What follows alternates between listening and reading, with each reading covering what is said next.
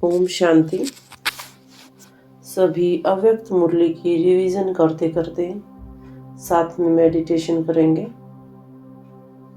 आज की मुरली का टॉपिक है स्वमान की समृद्धि का स्विच ऑन करने से देह भान के अंधकार की समाप्ति।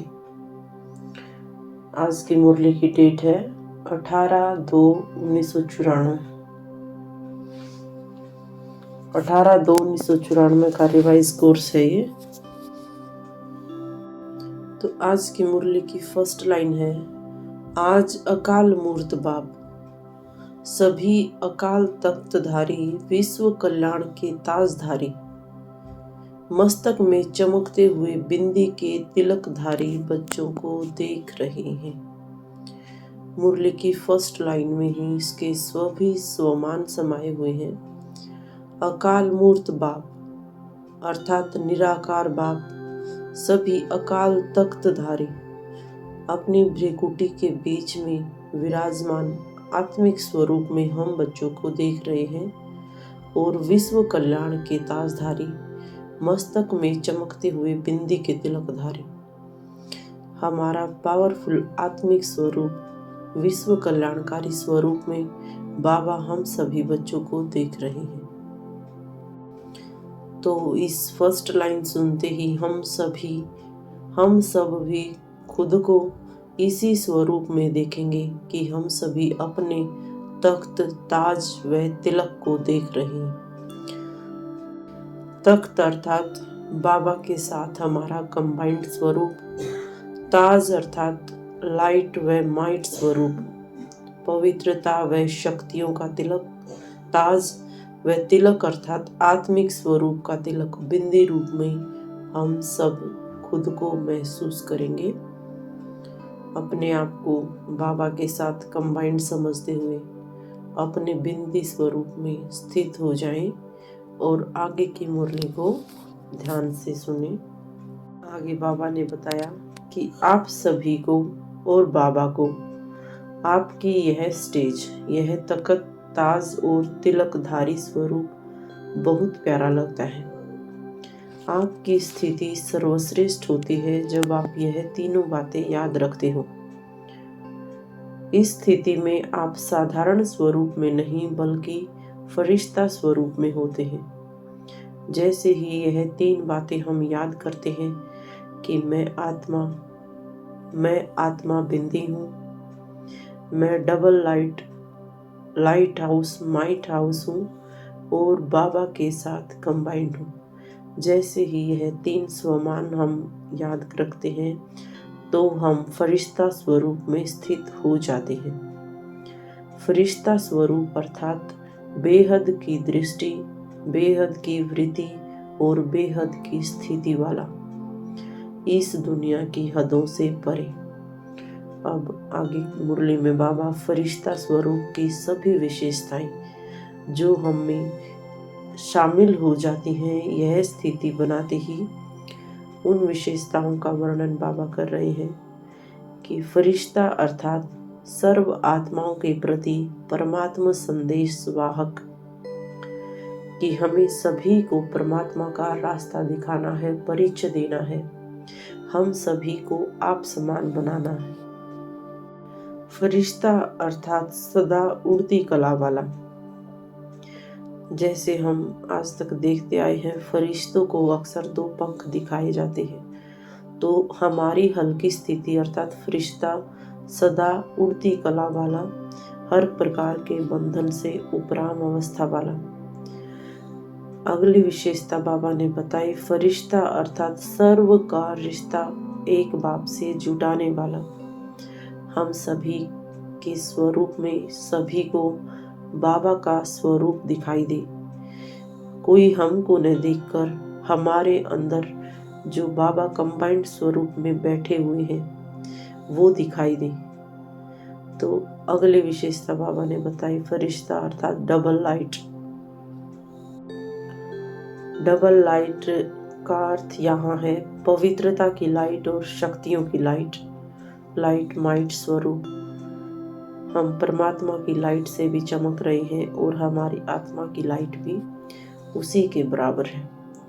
देह और देह के संबंध से न्यारा व हल्का।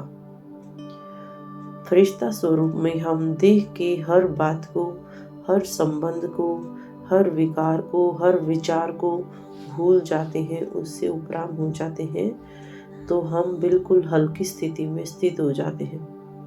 अगली विशेषता है फरिश्ता अर्थात सर्व को स्वयं के चलन व चेहरे द्वारा बाप समान बनाने वाला। इस स्टेज में हम परमात्मा के सबसे ज्यादा नजदीक होते हैं, तो स्वयं भी चलन व चेहरे द्वारा बाप के समीप समझते हैं।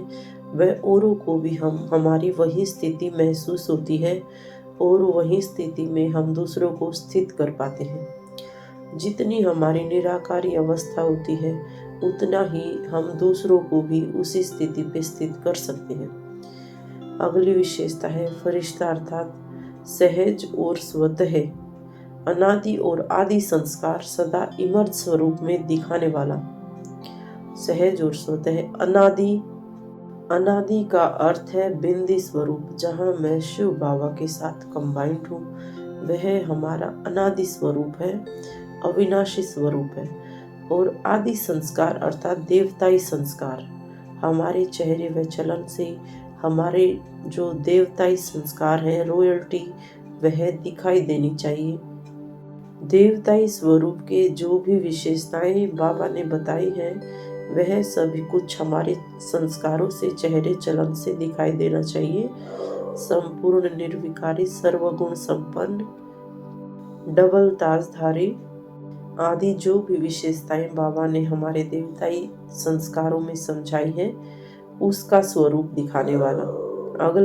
अगली विशेषता है फरिश्ता अर्थात निमित्त भाव, निर्माण भाव और सर्व प्रति कल्याण की श्रेष्ठ भावना वाला। निमित्त भाव अर्थात मैं खुद को निमित्त समझ रही हूँ। करण करावनहार बाबा करा रहा है और मैं करणहार आत्मा कर रही हूँ। निर्माण भाव जिसमें मेरा कोई स्वार्थ नहीं है और मैं सर्व के प्रति सदा कल्याण की भावना रखने वाली विश्व कल्याणकारी आत्मा हूँ। ऐसे ये सभी विशेषताएं आज बाबा ने फरिश्ता स्वरूप में समझाई है। जैसे ही हम वे 3 श्रेष्ठ स्वमान रखते हैं, तो ये सभी फरिश्ता स्वरूप की विशेषताएं हमारे अंदर स्वतः आती जाएंगी। आगे बाबा देखते हैं कि बच्चे देहभान को छोड़ने की बहुत मेहनत करते हैं। एक देहभान के स्वरूप को छोड़ते हैं तो दूसरा आ जाता है, फिर दूसरे को छोड़ते हैं तो तीसरा आ जाता है। तो बाप दादा कहते हैं कि जहाँ स्वमान होता है वहाँ देहभान आ नहीं सकता, तो सदा स्वमान में रहो। स्वमान अर्थात आत्मिक स्वरूप की स्टेज पर स्थित रहो, तो कोई भी देहभान आ नहीं सकता। हमें बाबा ने ढेर सारे स्वमान दिए हैं, उसकी हम कितनी भी बड़ी लिस्ट निकाल सकते हैं। सर्व शक्तियों के स्वमान, सर्व गुणों के स्वमान, सर्व खजानों के स्वमान। यदि हम किसी एक स्वमान में भी खुद को स्थित कर लें, तो हर प्रकार के देहभान से मुक्त हो जाएंगे। तो रोज सवेरे सवेरे बाप दादा स्वमान की स्मृति दिलाते हैं, स्वमान में स्थित कराते हैं। तो बाबा कहते हैं कि रोज भी यदि एक नए से नया स्वमान स्मृति में रखो, तो देहभान भाग जाएगा।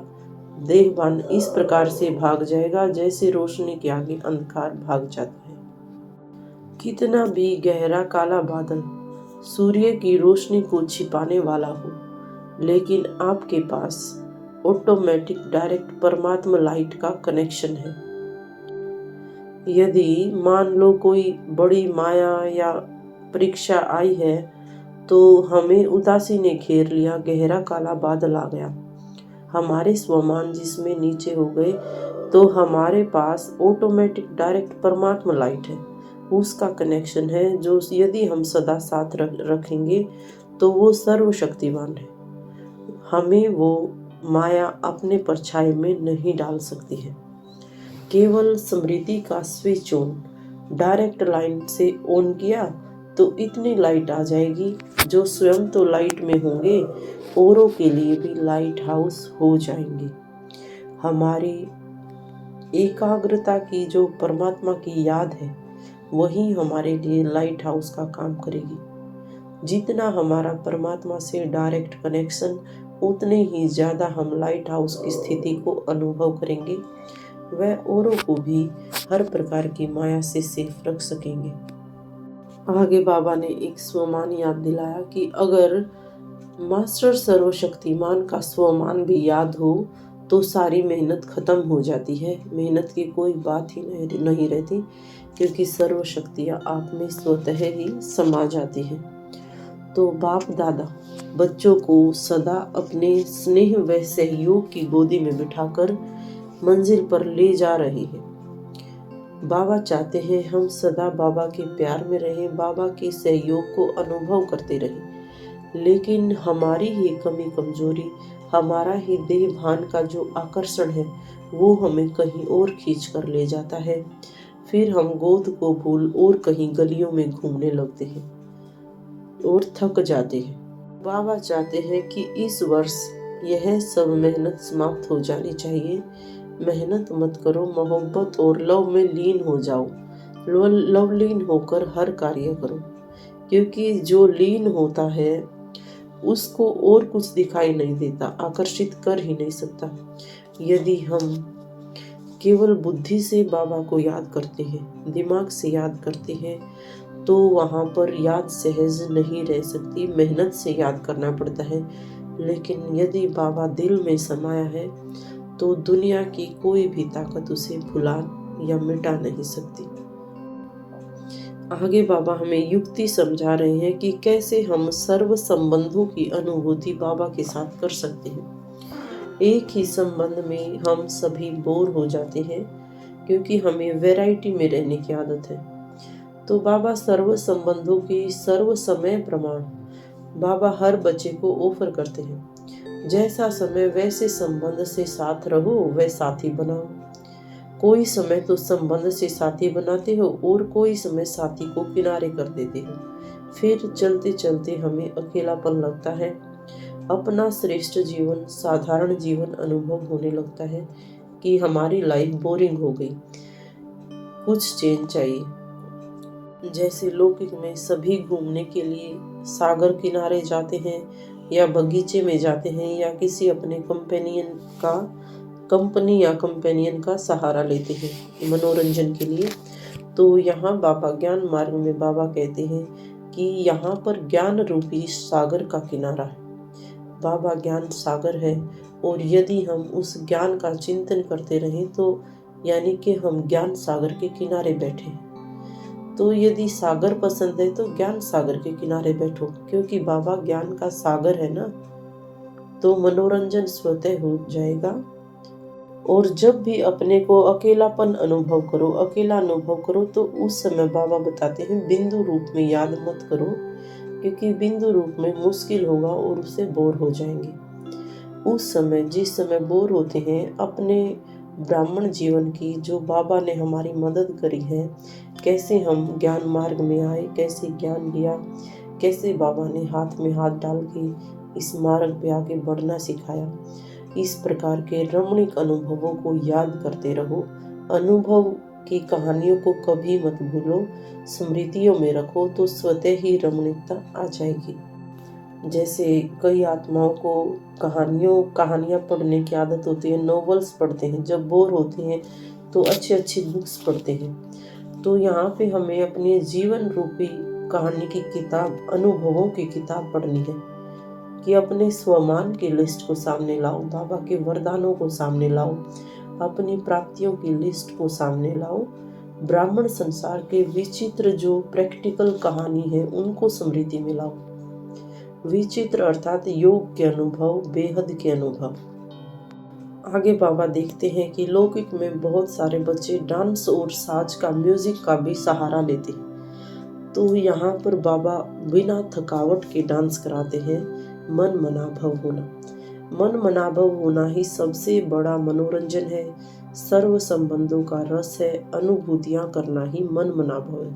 अर्थात मन और बुद्धि से बाबा में रम जाना, बाबा को सर्व संबंधों से मन बुद्धि में याद करना, यह है सर्व संबंधों से स्नेह का अनुभव। जैसे हमें कभी दोस्त की याद आती है और अपने पिता के साथ बैठे हों तो वह मज़ा नहीं आता। ठीक इसी प्रकार से जब हमें दोस्त की याद आती है तो बाबा को दोस्त के रूप में याद करो, और जब हमें भाई चाहिए भाई के रूप में, जब पिता चाहिए पिता के रूप में, माँ चाहिए माँ के रूप में, हर संबंध में उसको याद करो और अपने अनुभव बढ़ाओ। तो बाबा हमें यह समझाते हैं कि एक है दिमाग से नॉलेज के आधार पर संबंध को याद करना, और दूसरा है दिल से उस संबंध की स्नेह में लव में लीन हो जाना। हमें कोई भी संबंध बाबा के साथ हर रिश्ते को दिमाग तक नहीं रखना, बल्कि दिल से वह संबंध जुड़ाना है। दिल से दिल का रिश्ता कभी खत्म नहीं हो सकता। यदि केवल दिमाग से याद करेंगे तो हम यह सोचेंगे कि हमने बाबा को इसलिए याद किया था, फिर यह पूरा नहीं हुआ तो फिर कहते हैं कि हमने याद तो किया कि बाबा मेरा कंपेनियन है, लेकिन कंपेनियन ने तोड़ तो निभाई ही नहीं, अनुभव तो कुछ हुआ ही नहीं, यह दिमाग की याद है। दिल में स्नेह अभी तक समाया नहीं हुआ। तो दिमाग की बात तो निकल भी जाती है, लेकिन यदि दिल में समा लिया तो उसको चाहे सारी दुनिया भी दिल से निकालना चाहे तो भी निकाल नहीं सकती। तो बाबा कहते हैं सर्व संबंधों के समय प्रमाण बाबा को याद करो, तो सर्व संबंध ही बाबा निभाने के लिए बंधा हुआ है, और इससे हम कभी बोर नहीं होंगे, सदा मेहनत नहीं लगेगी, सदा मनोरंजन, सदा मोहब्बत में चलते रहेंगे, उड़ते रहेंगे।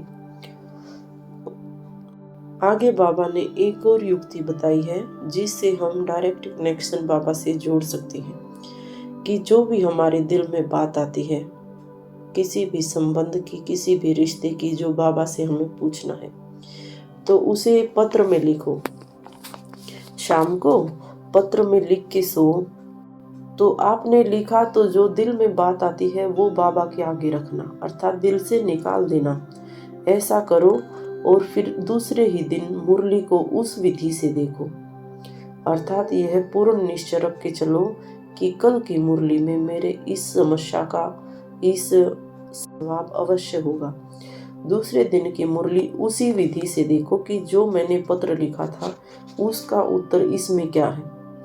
रिस्पॉन्स बाबा अवश्य देता है, क्योंकि बेहद का बाप है तो पत्र भी बेहद का लिखेगा, छोटा थोड़े ही लिखेगा। अर्थात यदि हम अपने प्रश्न को मद्देनजर रखते हुए मुरली को ध्यान से पढ़ते हैं तो हमारी समस्या का समाधान अवश्य ही मुरली में बाबा भेजेगा, टचिंग देगा, या किसी अन्य आत्मा द्वारा टचिंग देगा, लेकिन हमें हमेशा हमारी समस्या का समाधान मिल जाएगा। तो ये सब थी आज की मुरली की विशेष बातें कि कैसे हमें बाबा को सर्व संबंधों से याद करना है।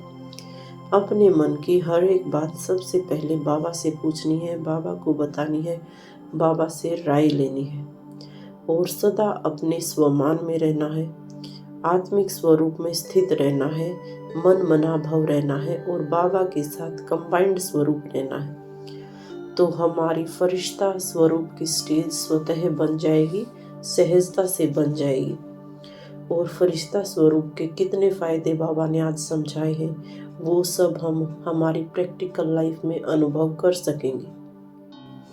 तो आज की हम मुरली की पहली लाइन से ही स्वमान उठाकर सारा दिन ये स्वमान याद रखेंगे कि ताज तख्त और तिलक की समृद्धि दिलाकर फरिश्ते स्वरूप में स्थित कराने वाले अकाल मूर्त बाप दादा अपने अकाल तख्त नशीन बच्चों को ही आज देख रहे हैं। जिस दृष्टि से बाबा हमें देख रहे हैं, हमें भी उसी स्थिति में स्थित हो जाना है, तभी हम बाबा के करीब खुद को महसूस कर पाएंगे।